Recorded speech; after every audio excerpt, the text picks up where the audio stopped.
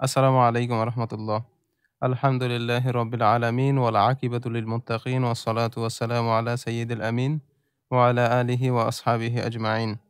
মহান রব্বুল আলমিনের অসংখ্য শুকরিয়া আদায় করছি, যিনি আমাদেরকে এক ঐতিহাসিক মুহূর্তের সাক্ষী বানিয়েছেন।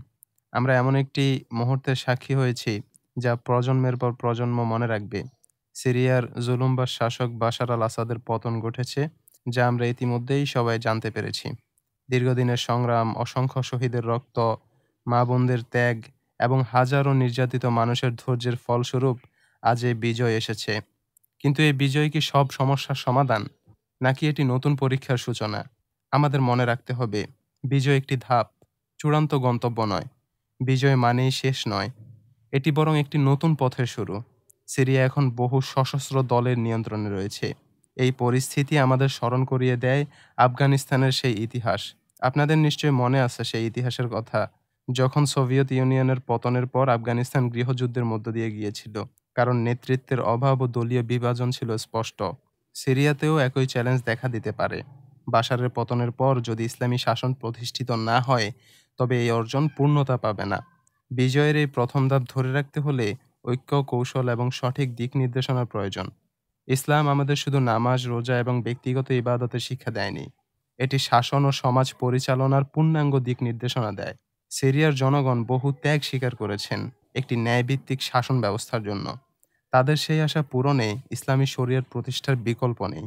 আমরা যদি ইসলামের নীতিতে পরিচালিত একটি সমাজ গড়তে না পারি, তবে সেই সমাজের স্থায়িত্ব থাকবে না। বিজয় টেকসই হতে হলে তা কেবল রক্ত আর অস্ত্র দিয়ে নয়, বরং আল্লাহর নির্দেশনা অনুযায়ী সমাজ গড়ে তুলতে হবে। আজকের এই বিজয় আমাদের নতুন এক যুগের সন্ধিক্ষণে দাঁড় করিয়েছে। আমরা দেখেছি আল্লাহর সাহায্য তখনই আসে যখন আমরা ধৈর্য ধরি, চেষ্টা করি এবং তাওয়াক্কুল করি, পরিপূর্ণ তাওয়াক্কুল আল্লাহর উপর। কিন্তু এর মানে এই নয় যে ভবিষ্যৎ চ্যালেঞ্জগুলো আমাদের জন্য খুব সহজ হবে। আমাদের সামনে রয়েছে নেতৃত্বের অভাব, আন্তর্জাতিক ষড়যন্ত্র এবং নিজেদের মধ্যে ঐক্যের অভাব।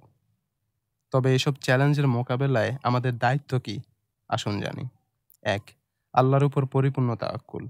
আমাদের প্রথম দায়িত্ব হলো আল্লাহর উপর পূর্ণ ভরসা রাখা এবং তার সন্তুষ্টি অর্জন করা। ২. ঐক্য প্রতিষ্ঠা। দলমত পথের পার্থক্য ভুলে মুসলিম উম্মাহকে এক প্ল্যাটফর্মে আসতে হবে। ৩. দূরদৃষ্টি সম্পন্ন নেতৃত্ব। শক্তিশালী নেতৃত্বের মাধ্যমে সমাজে শৃঙ্খলা প্রতিষ্ঠা করতে হবে। আপনারা খেয়াল করলে দেখবেন বাশার আল আসাদের পতনের সঙ্গে সঙ্গে জায়নি রাষ্ট্র এবং অন্যান্য আন্তর্জাতিক শক্তিগুলো সিরিয়ায় নতুন ষড়যন্ত্র শুরু করেছে। সীমান্তের কাছাকাছি বাফার জোন তৈরি করার পরিকল্পনা আমাদের বোঝায় তারা চায় না সিরিয়া সুন্নি মুসলিমদের একটি শক্তিশালী ঘাঁটি হয়ে উঠুক। আমাদের এটাও মনে রাখতে হবে যে আল কুদসের মুক্তি বা অন্য কোনো বৃহৎ কাজের জন্য সিরিয়া হবে একটি গুরুত্বপূর্ণ কেন্দ্র। ইতিহাস আমাদের শিক্ষা দেয়, বড় অর্জনের জন্য সময় লাগে। সুলতান নুরউদ্দিন জঙ্গি আলেপ্পোতে শক্ত ভিত্তি তৈরি করেছিলেন, যার ফলস্বরূপ সালাউদ্দিন আইয়ুবী পরবর্তীতে আল কুদস মুক্ত করতে পেরেছিলেন। আজ সিরিয়া আমাদেরকে সেই ভিত্তি তৈরির সুযোগ করে দিয়েছে। আমাদের কাজ হলো সেই ভিত্তি শক্ত করা। এটা করতে হলে আমাদের কিছু করণীয় রয়েছে। ১. আত্মসমালোচনা। নিজেদের ভুল ত্রুটি বিশ্লেষণ করে শুধরানোর সময় এসেছে এবার। ২. নিরলস প্রচেষ্টা।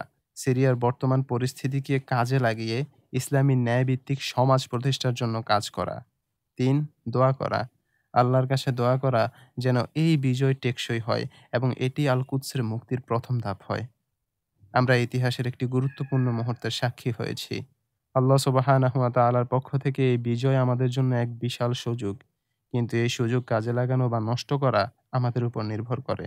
আসুন আমরা এই বিজয়কে আমানত হিসেবে গ্রহণ করি, নিজেদের জীবনে ইসলামী আদর্শ বাস্তবায়ন করি এবং উম্মার ঐক্য প্রতিষ্ঠায় কাজ করি। আল্লাহ সুবহানাহু ওয়া তাআলা আমাদের কাজে বারাকাহ দান করুন। আল্লাহ আমাদের সফল করুন এবং আমাদের সামনে যে চ্যালেঞ্জগুলো আসছে তা মোকাবেলা করার তৌফিক দান করুন। আমিন।